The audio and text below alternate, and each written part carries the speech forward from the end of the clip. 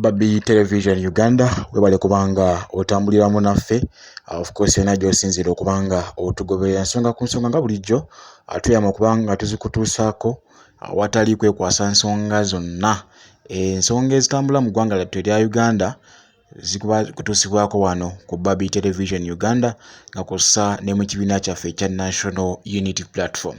Katufune eddoboozi lino era gw'omulamwa gwa vidiyo eno n'oluvannyuma nja kuba nga nkomawo tweyongereyo. Jeno Muhoozi manyi otulaba bano bakunoonyaako kamuwogo tewali bw'osobola kufuga wano mu Uganda tukikugamba Jeno Tafire yakikugamba nti bw'ofuga akuwulidde wuuyo kubanga kijambiya tukubuulirako sebo wano tewali bw'osobola kufuga. The biggest position gy'osobola okubeerawo wano nayo mu Uganda nga taata we yakulonze ku bwa minisita oba ewammwe naye lino gye bayita the Republic of Uganda, you can never be its president. Mark my words, we are senior citizens of this country.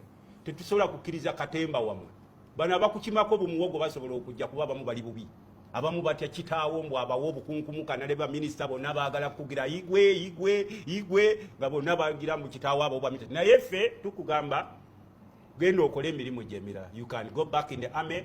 Kyagulanyi bw'anajja ajja kupromotinga ku oba okulira battalion oba okulira ki. Uganda tesobola kufugibwa Bwakabaka nti bino bye mugamba mbw abantu tubavuwazizza ffe tuli n'emmundu ffe tulina ki. Even the lands you people have grabbed will come back to its owners sooner or later. Ne ku nnyanja gye mugobya abantu emuteekayo amagye abantu bajja kudda. Tewali buwagizi bwonna agagunde ezo bye nakugambye ebyo nti abo ebyo Katemba wamwe nze ndi musajja ndi senior politician tontekanga mu Katemba wabo. Oyo Katemba because it can't happen. Gaddafi yagambanga batabani be nti alukizira mu Gaddafi yalinga musajja wa maanyi nnyo ng'abagita mu pulipolinga nabo balinako bakagabo abawerekera. Dr. Kagabo abawerekera mutabani wa Gaddafi ng'ajja n'obukyala walaba Gaddafi ng'ajjanga n'obukyala wano e Kampala obo baani abaabuwasanga agenze we tubanga tulakinga better leadership ng'atondeetera oyo mbu yatufuga oyo kiri gundi nammwe be serious newakubadde nammwe muli bawagizi be kuba nkulaba mu lutisati wa Piero Yumunda naye sebo yadde nawe kusaidi ya Kagabo kyenkusaba kino mukiwulirize. Let us be serious fellow countrymen. Eno Uganda gye mulaba bw'enaatandika okukwata omuliro. Ebyo bigambo bya Honorable Lutamaguzi Semakula omubaka akiikirira Nakaseke mu Parliament era nga yabyogeredde wali ku mukutu gwa TVM gye sigenda kwatuukiriza mannya naye kasita obubaka obuwulidde bulungi. Abantu bano ambategeezaako buli lunaku wano ku Babi Television Uganda nti baagala kubanga entebe y'eggwanga lyattu erya Uganda abagifuula yansikirano oba kyewandiise monarch. Kino nno kitegeeza nti obukulembeze bwoba bufuuse bwansikirano nti taata waavaako n'omwana akwatemu n'omuzzukulu akwatemu n'omuzzukulu addako akwatemu. Abasajja bano kye baagala okubanga bakola eggwanga lyattu erya Uganda.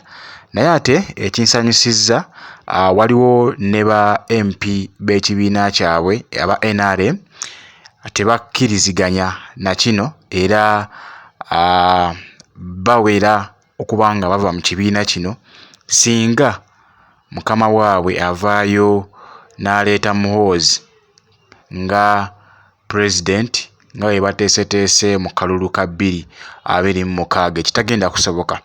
So tuli wamu ne bannayuganda ffenna tetugenda kubanga tukkiriza okubanga tufugibwa omuntu atasobola kubanga ayogera ne mu lujjudde lw'abantu.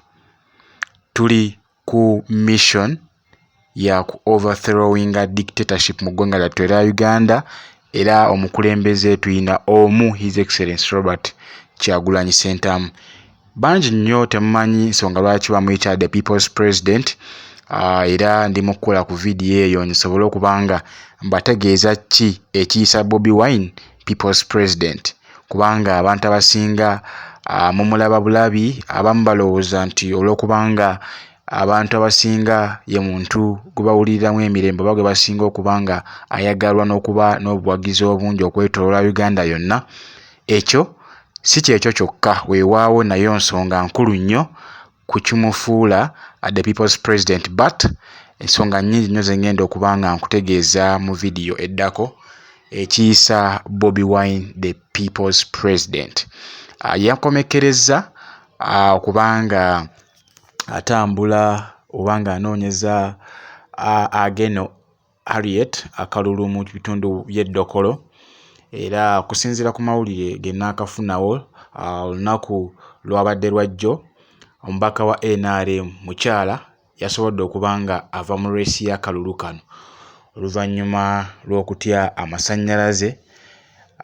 Naye tukyanoonyereza ki kye bazizzaako, naye nga Ageno Harriet ye mubaka wa National Unity Platform of course eyalondeddwa President Robert Kyagulanyi Ssentamu okuba nga akiikirira ebitundu by'eddokolo mu Parliament.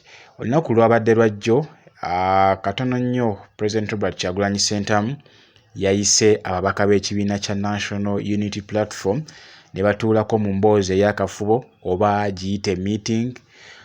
Yakunukkiriza essaawa eziwerako era bingi nnyo ebyayogeddwako. Ebyo nabwo ogenda kubanga obifuna butereevu mu maaso kokkawo katono nnyo. Wekyolina okukola weekuumire ku Babi Television Uganda, kubanga twabadde tukyakola kituufu okunoonyereza ku ki ekyogeddwako, kubanga akafubo kano tekakkiriziddwamu atabadde memba wa Parliament mu kibiina kya NUP, wabula kabadde k'abakulembeze bokka. Era okusinziira ku byavuddeyo ndi kubanga mbitereeza bulungi nnyo nsobole okuba nga mbikutuusako ko mu maaso kokkawo katono, naye gwabadde muliro naye ngenda kuba nga mbikutuusaako byonna, kubanga twetaaga okubanga ffenna tubimanya nga bannayuganda, kubanga aba MP ffe twabasindika mu Parliament, oba oli awo ne President Robert Kyagulanyi Ssentamu n'abasinga oba n'abasekondinga kyewandiise okubeera ku migongo gyabwe okulaba nga bali akalulu kano okusobola okuweereza abantu baabwe be bakiikirira. Kale bingi nnyo tugenda kuba tubikutuusaako ko wano mu ssaawa entono nnyo ddala okuva kati, naye nga munzikirize abapya nsabye musubscribinge, mukwate ekkadaako osobole okuba nga ofuna amawulire gonna ge tuba tutadde wano ku mukutu ogwa Babi Television Uganda. Osobola okulayikinga, oba olina ekibuuzo kyonna ky'oyagala okubuuza osobola okissa mu comment section. Of course byonna mbiddamu mbagirawo. Sharinga video osobola okuba nga etuuka ku buli munnayuganda, kuba ffenna kitukwatako mu nsi yattu eya Uganda, tusobole okuba nga tutuuka mu Uganda empya. Kale atakuumira mpeera bankuumire, musibe bulungi, mweraba.